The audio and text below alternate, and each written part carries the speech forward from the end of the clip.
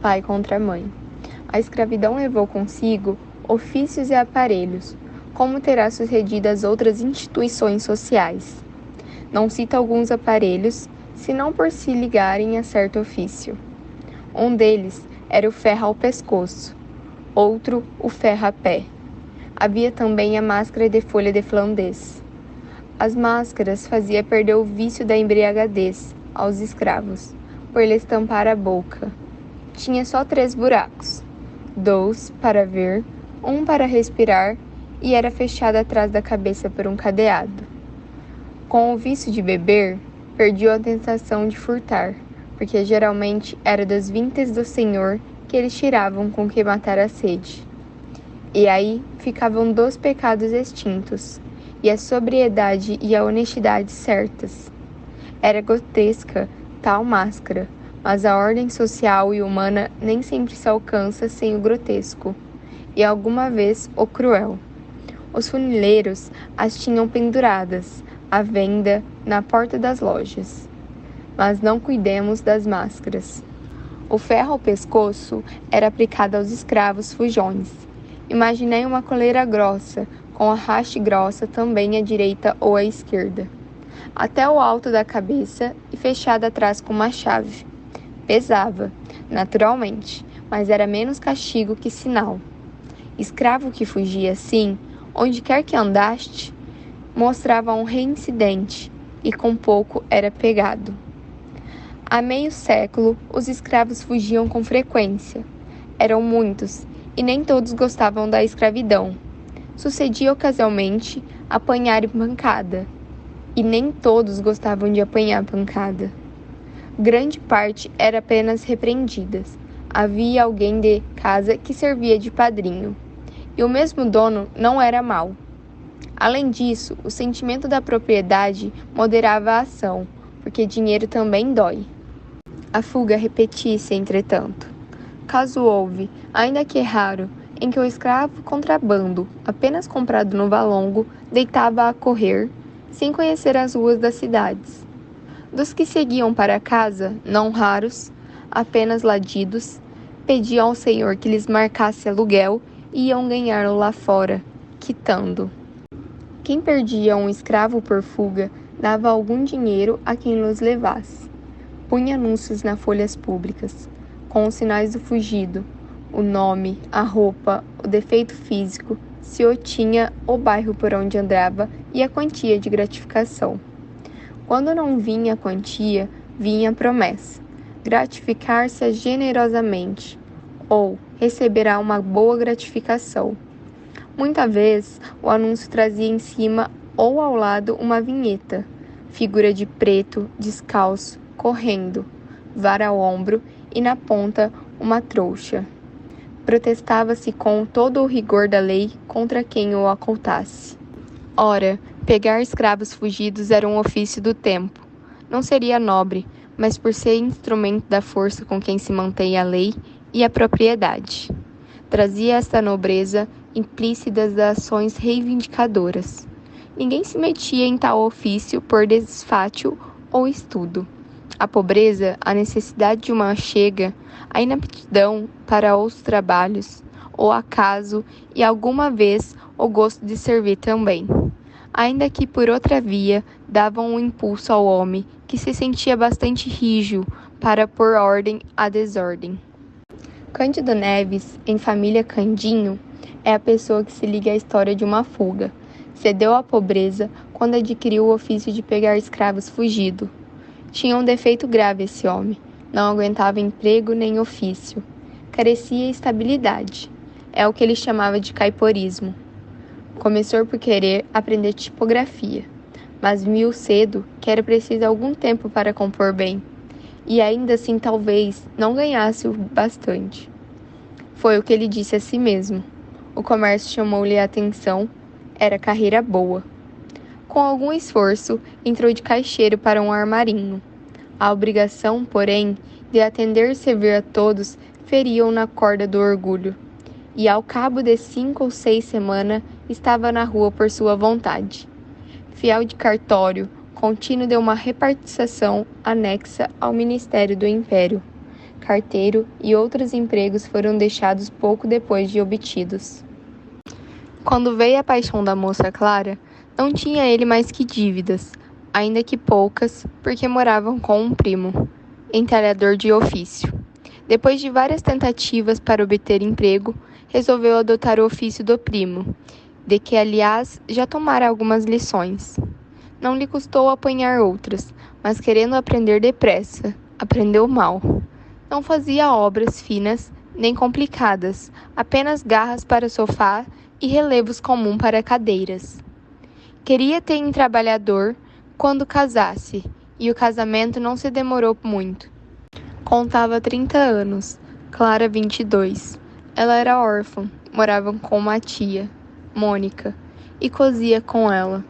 Não cosia tanto que não namorasse o seu pouco, mas os namorados apenas queriam matar o tempo, não tinha outro empenho.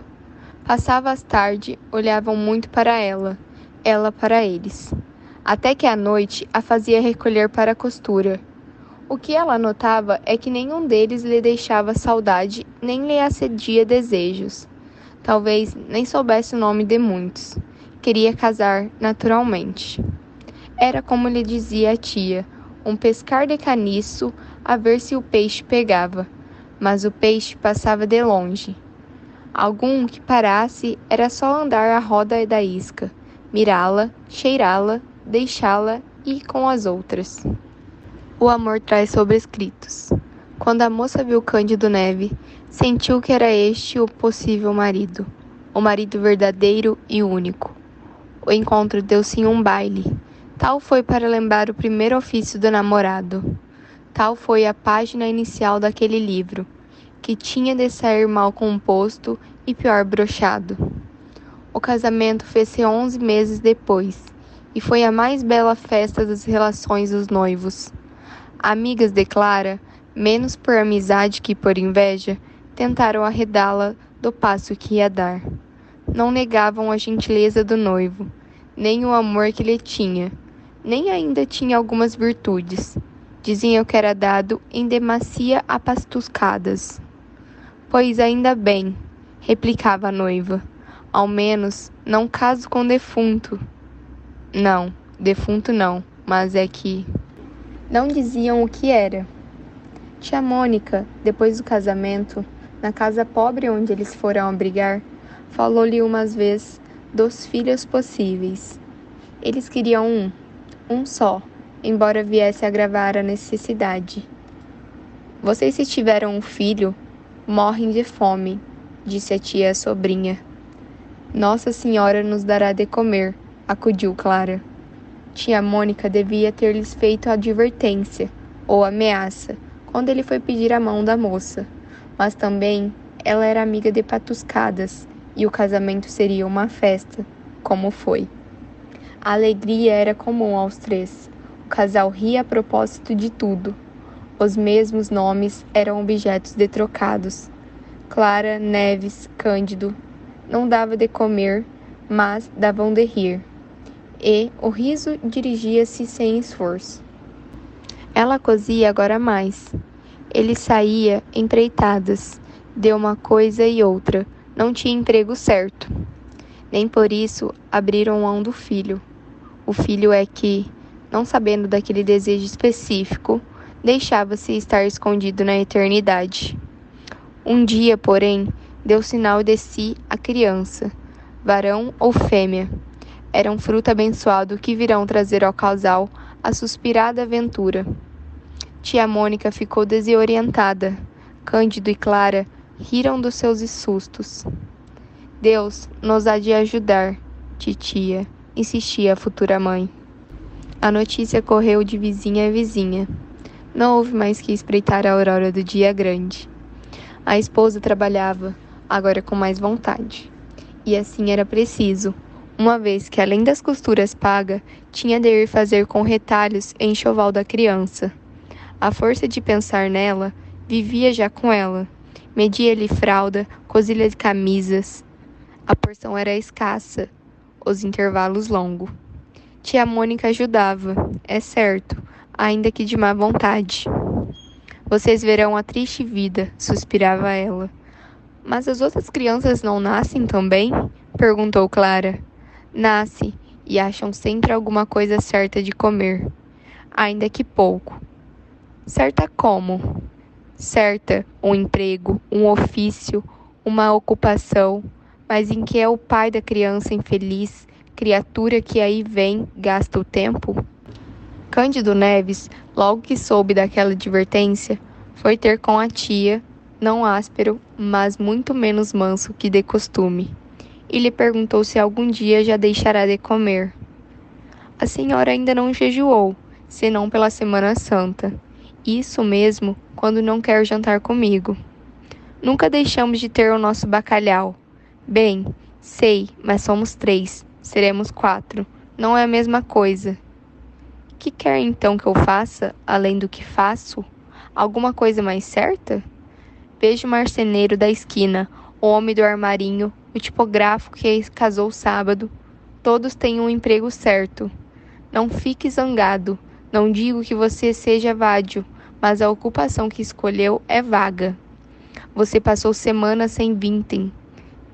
Sim, mas lá vem uma noite que compensa tudo, até de sobra. Deus não me abandona, e preto fugido sabe que comigo não brinca. Quase nenhum resiste, muito menos entregam-se logo. Tinha glória nisso. Falava de esperança como de capital seguro. Daí a pouco ria e fazia a tia rir, que naturalmente alegre, e previa uma patucascada no batizado. Cândido Neve perderá já o ofício de entalhador, como abrirá a mão de outros muitos melhores ou piores. Pegar escravos fugido trouxe-lhe um encanto novo. Não obrigava a estar longas horas sentado. Só exigia força, olho vivo, paciência, coragem e um pedaço de corda. Cândido Neves lia os anúncios, copiava-os e metia no bolso, e saía pesquisas. Tinha boa memória, fixava os sinais e os costumes de um escravo fugido. Gastava pouco tempo em achá-lo, segurá-lo e amarrá-lo e levá-lo. A força era muita, a agilidade também. Mais de uma vez, a uma esquina, conversando com coisas remotas, via passar um escravo como os outros, e descobria logo que ia fugido quem era o nome, o dono, a casa deste e a gratificação. Interrompia a conversa e ia atrás do vicioso. Não o apanhava logo, espreitava o lugar azado e de um salto tinha gratificação nas mãos. Nem sempre saía sem sangue, as unhas e os dentes do outro trabalhavam, mas geralmente eles o venciam sem o menor arranhão. Um dia os lucros entraram a escassear. Os escravos fugidos não vinham já, como dantes, meter-se-á nas mãos de Cândido Neves. Havia mãos novas e hábeis, como o negócio crescesse. Mas de um desempregado pegou em si e numa corda, foi aos jornais, copiou anúncios e deitou-se à calçada. No próprio bairro havia mais de um competidor. Quer dizer que as dívidas de Cândido Neves começaram a subir, sem aqueles pagamentos prontos ou quase prontos dos primeiros tempos. A vida se fez difícil e dura. Comia-se fígado e mal comia-se de tarde. O senhor o mandava pelos aluguéis. Clara não tinha sequer tempo de remendar a roupa ao marido. Tanto era a necessidade de coser para fora. Tia Mônica ajudava a sobrinha naturalmente. Quando ele chegava tarde, via-se-lhe pela cara que não trazia vintém. Jantava e saía outra vez, à cata de algum fugitivo. Já lhe sucedia, ainda que raro, enganar-se a pessoa, e pegar em escravo fiel que ia a serviço de seu senhor. Tal era a cegueira da necessidade. Certa vez capturou um preto livre, desfez-se em desculpa, mas recebeu grande soma de murros que lhe deram os parentes do homem. É o que lhe faltava, exclamou a tia Mônica, ao vê-lo entrar e depois de ouvir narrar o equívoco e suas consequências. Deixe disso, Candinho, procure outra vida, outro emprego. Cândido quiserá efetivamente fazer outra coisa, não pela razão do conselho, mas por simples gosto de trocar de ofício. Seria um modo de mudar de pele ou de pessoa. O pior é que não achava à mão um negócio que aprendesse depressa. A natureza ia andando, o feto crescia, até fazer pesado a mãe. Antes de nascer, chegou o 8º mês, mês de angústias e necessidades, menos ainda que o 9º, cuja narração dispenso também. Melhor é dizer somente seus defeitos. Não podia ser mais amargos. Não, tia Mônica, brandou Candinho, recusando um conselho que me custa escrever quanto mais ao pai ouvi-lo. Isso nunca. Foi na última semana do derradeiro mês que a tia Mônica deu ao casal o conselho de levar a criança que nascesse à roda dos enjeitados. Em verdade, não podia haver palavra mais dura de tolerar a 2 jovens pais que espreitavam a criança, para beijá-la, guardá-la, vê-la rir, vê-la crescer, engordar, pular. Enjeitar quê? Enjeitar como? Candinha regalou os olhos para a tia e acabou dando um murro na mesa de jantar. A mesa, que era velha e desconjuntada, esteve quase a desfazer inteiramente. Clara interveio. Titia, não fala por mal, Candinho. Por mal? Replicou a tia Mônica. Por mal ou por bem. Seja o que for, digo que é o melhor para vocês fazerem. Vocês devem tudo. A carne e o feijão vão faltando. Se não aparecer algum dinheiro, como é que a família há de aumentar? E depois, a tempo, mais tarde, quando o Senhor tiver a vida mais segura, os filhos vinharão, serão recebidos com o mesmo cuidado que este ou maior. Este será bem criado, sem lhe faltar nada. Pois então, a roda é alguma praia ou monturo? Lá não se mata ninguém, ninguém morre à toa, enquanto que é daqui é certo morrer. Se viver a míngua, enfim. Tia Mônica terminou a frase com um gesto de ombro, deu as costas e foi meter-se à alcova. Tinha já insinuado aquela solução, mas era a primeira vez que eu fazia com tal franqueza e calor. Crueldade, se preferes. Clara estendeu a mão ao marido, com a amparar-lhe o ânimo. Cândido Neves fez uma careta e chamou maluca a tia, em voz baixa. A ternura dos dois foi interrompida por alguém que batia à porta da rua. Quem é? Perguntou o marido. Sou eu. Era o dono da casa, credor de 3 meses de aluguel, que vinha em pessoa ameaçar o inquilino. Este quis que ele se entrasse. Não é preciso. Faça favor. O credor entrou e recusou sentar-se. Deitou os olhos à mobília para ver se daria algo à penhora. Achou que pouco. Vinha receber os aluguéis vencidos. Não podia esperar mais. Se dentro de 5 dias não fosse pago, Paulo ia na rua. Não havia trabalho para regalo dos outros. Ao vê-lo, ninguém diria que era proprietário, mas a palavra supria o que faltava aos gestos, e o pobre Cândido Neves preferiu calar a retoquir. Fez uma inclinação de promessas e súplicas ao mesmo tempo. O dono da casa não cedeu mais. 5 dias ou rua, repetiu, metendo a mão no ferrolho da porta e saindo. Candinho saiu por outro lado. Nesses lances não chegava nunca ao desespero. Contava com alguém empréstimo. Não sabia como nem onde, mas contava. Demais, recorreu aos anúncios. Achou vários, alguns já velhos, mas em vão os buscava desde muito. Gastou algumas horas sem proveito e tornou-se para casa. Ao fim de 4 dias, não achou recursos. Lançou mão de empenhos, foi a pessoa amiga do proprietário, não alcançando mais que a ordem de mudança. A situação era aguda. Não achavam casa, nem contavam com pessoa que lhe emprestasse alguma coisa. Era ir para a rua. Não contavam com a tia. Tia Mônica teve a arte de alcançar aposento para 3 em cada uma da senhora velha e rica, que lhe prometeu emprestar os quartos baixo da casa, ao fundo do cocheira, para os lados de um pátio. Teve ainda a arte maior de não dizer nada aos dois, para que Cândido Neves, no desespero da crise, começasse por enjeitar o filho e acabasse alcançando algum meio seguro e regular de obter dinheiro. Emendar a vida em uma suma. Ouvia as queixas da Clara, sem as repetir, é certo, mas sem a consolar. No dia em que fosse obrigado a deixar casa, Falos ia espantar com a notícia do obsequio e iriam dormir melhor do que cuidassem. Assim sucedeu. Postos fora da casa, passaram ao aposento de favor, e 2 dias depois nasceu a criança. A alegria do pai foi enorme, e a tristeza também. Tia Mônica insistiu em dar à criança roda. Se você não quer levar, deixe isso comigo, eu vou à Rua dos Barbonos. Cândido Neves pediu que não, que esperasse, que ele mesmo levaria. Notai que em um menino e que ambos os pais já desejavam justamente esse sexo. Mal lhe deram algum leite, mas como chovesse à noite, assentou o pai levá-la à roda na noite seguinte. Naquela, reviu todas as notas de escravos fugidos. As gratificações, pela maior parte eram promessas.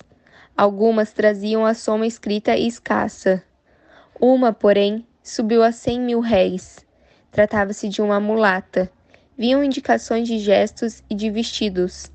Cândido Neves andará a pesquisá-la sem melhor fortuna, e abrirá mão do negócio. Imaginou que algum amante da escrava a houvesse recolhido. Agora, porém, a vista nova da quantia e a necessidade dela animaram Cândido Neves a fazer um grande esforço derradeiro.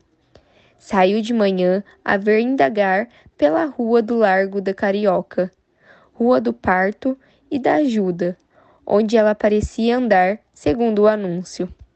Não a achou, apenas um farmacêutico da Rua da Ajuda. Se lembrava de ter vendido uma onça de qualquer droga 3 dias antes à pessoa que tinha sinais indicados. Cândido Neve parecia falar como a dona da escrava, e agradeceu cortesmente a notícia. Não foi mais feliz com os outros fugidos, de gratificação incerta ou barata. Voltou para a triste casa que lhe haviam emprestado. Tia Mônica arranjará de si mesma dieta para a recente mãe, e tinha já o menino para ser levado à roda. O pai, não obstante o acordo feito, mal pode esconder a dor do espetáculo. Não quis comer o que tia Mônica lhe guardará. Não tinha fome, disse. Era a verdade. Cogitou 1000 modos de ficar com o filho. Nenhuma prestava. Não podia esquecer o próprio albergue em que vivia. Consultou a mulher, que se mostrou resignada.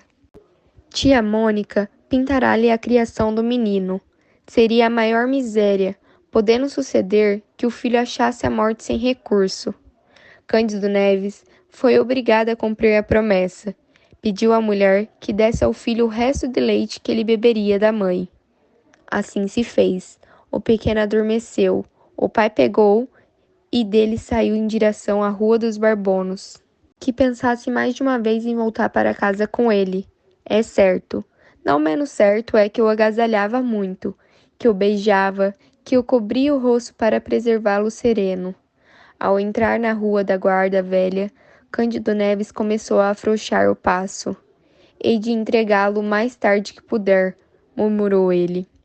Mas não sendo a rua infinita, ou sequer longa, virei a acabá-la. Foi então que lhe ocorreu entrar por um dos becos que ligavam aquela Rua da Ajuda. Chegou ao fim do beco e, indo dobrar à direita, na direção do Largo da Ajuda, viu o lado oposto do vulto de uma mulher. Era a mulata fugida. Não dou aqui a comoção de Cândido Neves por não podê-lo fazer com intensidade real. Um adjetivo basta, digamos, enorme. Descendo a mulher, desceu ele também. Aos poucos passos estava a farmácia onde obtiverá a informação que referi acima. Entrou e achou o farmacêutico. Pediu-lhe a fineza de guardar a criança por um instante. Viria buscá-la sem falta, mas Cândido Neves não lhe deu nem tempo de dizer nada. Saiu rápido, atravessou a rua até o ponto em que pudesse pegar a mulher sem dar alarma. No extremo da rua, quando ela ia descer a de São José, Cândido Neves aproximou dela. Era a mesma, era a mulata fujona, Arminda. Bradou conforme ela nomeava o anúncio. Arminda voltou-se sem cuidar malícia. Foi só quando ele, tendo tirado o pedaço de corda da algibeira, pegou dos braços da escrava. Era já impossível. Cândido Neves, com as mãos robustas, atava-lhe os pulsos e dizia: andasse. A escrava quis gritar. Parece que chegou a soltar uma voz mais alta que de costume, mas entendeu que logo ninguém viria libertá-la. Ao contrário. Pediu então que a soltasse, pelo amor de Deus. Estou grávida, meu senhor, exclamou. Se vossa senhoria tem algum filho, peço-lhe pelo amor dele que me solte. Eu serei tua escrava. Vou servi-lo pelo tempo que me quiser. Me solte, meu senhor. Moço. Siga, repetiu Cândido Neves. Me solte. Não quero demoras. Siga. Houve aqui a luta, porque a escrava, gemendo, arrastava-se a si e ao filho. Quem passava ou estava à porta de uma loja compreendia o que era naturalmente e não acudia. Arminda ia alegando que o senhor era muito mau e provavelmente a castigaria com acousts, coisa que no estado em que ela estava seria pior de sentir. Com certeza, ele lhe mandaria de acoites. Você é quem tem culpa. Quem lhe manda fazer filhos e fugir depois? Perguntou Cândido Neves. Não estava em maré de riso, por causa do filho que lá ficaria na farmácia, à espera dele. Também é certo que não costumava dizer grandes coisas. Foi arrastando a escrava pelas ruas do ourives em direção à alfândega, onde residia o senhor. Na esquina desta, a luta cresceu. A escrava pôs os pés à parede e recuou com grande esforço, inutilmente. O que alcançou foi, apesar de ser a próxima casa, gasta mais tempo em chegar lá do que deverá. Chegou, enfim arrastada, desesperada, arquejando. Ainda ali ajoelhou-se, mas em vão. O senhor estava em casa. Acudiu e chamando o rumor. Aqui está a fujona, disse Cândido Neves. É ela mesmo, meu senhor. Anda, entra. Arminda caiu no corredor. Ali mesmo, o senhor da escrava abriu a carteira e tirou 100.000 réis de gratificação. Cândido Neves guardou as 2 notas de 50.000 réis, enquanto o senhor novamente dizia à escrava que entrasse. No chão, onde jazia, levava do medo e da dor. E após algum tempo de luta, a escrava abortou. O fruto de algum tempo entrou sem vida nesse mundo, entre os gemidos da mãe e o gesto de desespero do dono. Cândido Neves viu todo esse espetáculo. Não sabia que horas eram. Quaisquer que fossem, urgia correr à rua da ajuda. E foi o que ele fez, sem querer conhecer as consequências do desastre. Quando lá chegou, viu o farmacêutico sozinho, sem o filho que lhe entregou. Quis esganá-lo. Felizmente, o farmacêutico explicou tudo a tempo. O menino estava lá dentro com a família, e ambos entraram. O pai recebeu o filho com a mesma furia que pegará a escrava fujona de a pouco. Furia diversa, naturalmente, furia de amor. Agradeceu depressa e mal saiu às carreiras. Não parava a roda dos enjeitados, mas para a casa de empréstimos com o filho e os 100.000 réis de gratificação. Tia Mônica, ouvida a explicação, perdoou a volta do pequeno, uma vez que trazia os 100.000 réis. Disse, é verdade, algumas palavras duras contra a escrava por conta do aborto, além da fuga. Cândido Neves, beijando o filho entre lágrimas verdadeiras, abençoava a fuga e não se lhe dava o aborto. Nem todas as crianças vingam. Bateu-lhe o coração.